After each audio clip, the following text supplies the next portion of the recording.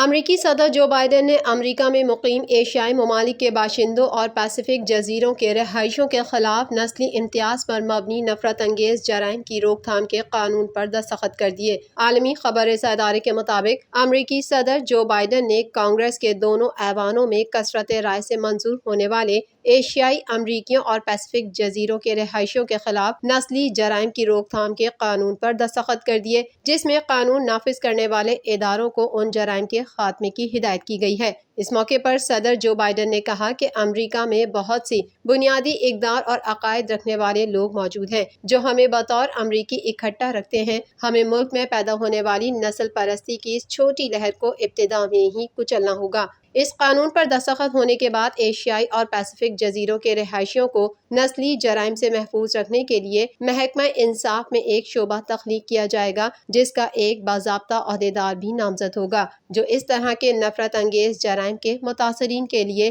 Reporting کو آسان بنائے گا، جبکہ مقامی اور ریاستی عہدیداروں کو تربیت فراہم کرے گا۔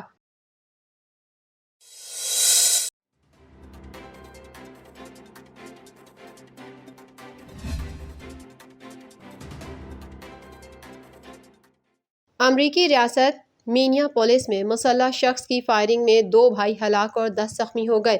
عالمی خبر رساں ادارے کے مطابق امریکی ریاست مینیاپولس میں ایک شخص نے شہریوں پر اندھا دھند فائرنگ کر دی، جس کے نتیجے میں 2 افراد ہلاک اور 10 زخمی ہو گئے۔ حملہ آور کو زخمی حالت میں گرفتار کر لیا گیا۔ پولیس کا کہنا ہے کہ ہلاک ہونے والے دونوں افراد آپس میں رشتہ دار تھے، جبکہ زخمیوں میں 5 خواتین اور 5 مرد شامل ہیں۔ زخمیوں کو قریبی اسپتال منتقل کیا گیا ہے، جہاں 2 کی حالت نازک بتائی جا رہی ہے۔ پولیس نے گرفتار حملہ آور کے حوالے سے تفصیلات نہیں بتائی ہیں۔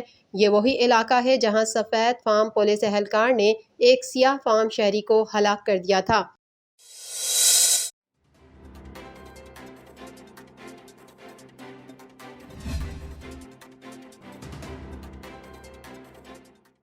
چین کے صوبے یونان میں 6.4 اور صوبے چنگھائی میں 7.4 شدت کے زلزلے کے جھٹکوں سے 109 عمارتیں زمین بوس ہو گئیں، جبکہ 3 افراد ہلاک اور 33 زخمی ہو گئے۔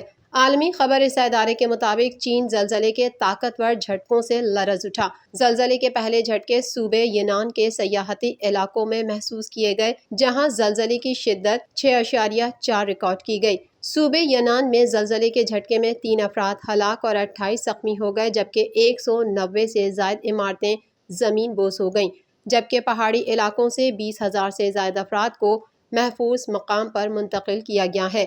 صوبے یونان میں زلزلے کے جھٹکوں کے کچھ دیر بعد صوبے شنگھائی میں بھی زلزلے کے جھٹکے محسوس کیے گئے۔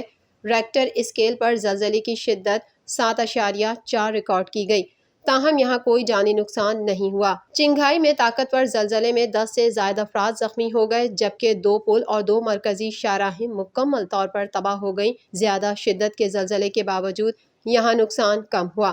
واضح ہے کہ چین میں 2008 کو 7.9 شدت کے زلزلے کے جھٹکے میں 87,000 افراد ہلاک ہو گئے تھے، جبکہ 2003 میں آنے والے 6.8 شدت کے زلزلے میں 268 افراد ہلاک ہوئے تھے۔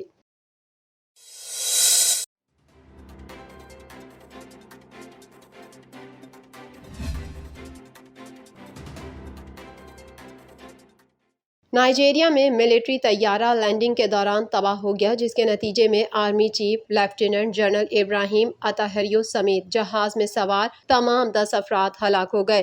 عالمی خبر رساں ادارے کے مطابق نائجیریا کے کڈونا انٹرنیشنل ایئرپورٹ پر مسافر بردار طیارہ لینڈنگ کے دوران توازن برقرار نہ رکھ سکا اور رن وے کے قریب گر کر تباہ ہو گیا، جس سے طیارے میں آگ بھڑک اٹھی۔ طیارے میں ملک کے آرمی چیف سمیت اعلیٰ فوجی اہلکار موجود تھے، جو حادثے میں ہلاک ہو گئے۔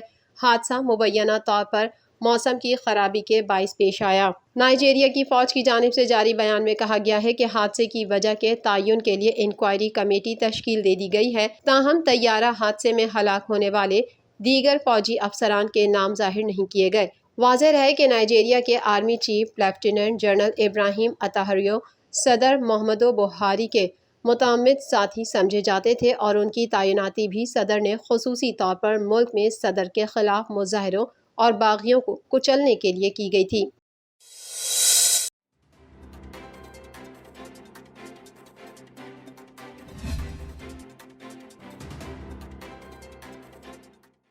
ترک صدر رجب طیب اردوان نے کہا ہے کہ دنیا کو بار بار یہ باور کراتا رہوں گا اسرائیل ایک دہشت گرد ریاست ہے۔ ایک تقریب سے خطاب کرتے ہوئے ترک صدر نے کہا کہ ترکی دنیا کو فلسطین کا نقشہ دکھاتا رہے گا کہ اسرائیل نے اپنے قیام سے اب تک کیسے فلسطینیوں کی زمینیں ہڑپ کیں۔ ان کا کہنا تھا کہ ترکی کے سینئر سفارتکار اور اقوام متحدہ کی جنرل اسمبلی کے موجودہ صدر والکان بازکیر کی سربراہی میں فلسطین کے معاملے پر کامیاب اجلاس ہوا۔ انہوں نے اجلاس میں فلسطین کا مقدمہ بہترین انداز میں پیش کرنے پر ترک وزیر خارجہ میلوت چاولوش اولو اور دیگر اسلامی ممالک کے وزرائے خارجہ کی تعریف کی۔ رجب طیب اردوان نے کہا کہ دہشت گرد ریاست اسرائیل نے 1947 میں فلسطین پر قبضہ کیا اور آج فلسطین ایک چھوٹی سی زمین پر آباد ہے۔ واضح رہے کہ فلسطین اور اسرائیل کے درمیان جنگ بندی کا معاہدہ جمعرات اور جمعے کی درمیانی شب طے پایا۔ 11 روزہ جنگ میں 232 فلسطینی شہید ہوئے، جن میں 65 معصوم بچے، 39 خواتین اور 15 بزرگ شہری شامل ہیں۔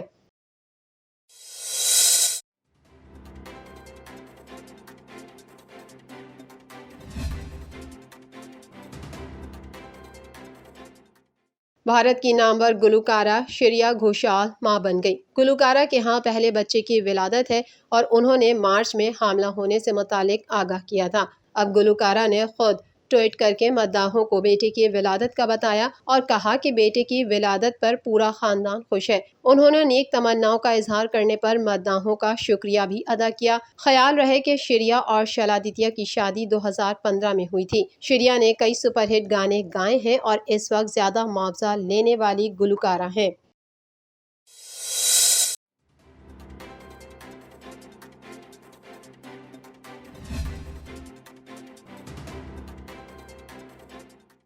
پاکستان کے معروف ہدایت کار ندیم بیگ نے انکشاف کیا ہے کہ عائزہ خان دانش تیمور سے شادی سے کچھ روز پہلے تک کہتی رہیں کہ ان دونوں کا بریک اپ ہو گیا ہے۔ ندیم بیگ نے ایک نجی ٹی وی چینل پر آن ایئر کیے جانے والے ڈرامے کا ذکر کرتے ہوئے بتایا کہ یہ ڈرامہ جب شوٹ کیا جا رہا تھا اس دوران عائزہ اور دانش ڈیٹ پر جایا کرتے تھے۔ ایک دن میں نے عائزہ سے پوچھا کہ کیا آپ اور دانش شادی کرنے جا رہے ہیں؟ انہوں نے کہا کہ میرے سوال پر عائزہ نے انکار کر دیا اور کہا کہ ہمارا بریک اپ ہو گیا ہے، لہٰذا کوئی شادی نہیں ہو رہی۔ لیکن جب اسی ڈرامے کی آخری قسط نشر کی جا رہی تھی تو اس دن عائزہ اور دانش کی شادی تھی۔ عائزہ خان سے متعلق گفتگو کرتے ہوئے اداکار ہمایوں سعید کا کہنا تھا کہ عائزہ کی ایک منفرد عادت ہے، وہ یہ کہ شوٹ کے 1 یا 2 سین کے دوران جب بھی وقت ملے وہ ہمیشہ اپنے بچوں کی بات کرتی ہیں۔ واضح رہے کہ عائزہ خان اور دانش تیمور 2014 میں رشتہ ازدواج میں منسلک ہوئے تھے، جن کے 2 بچے ہیں۔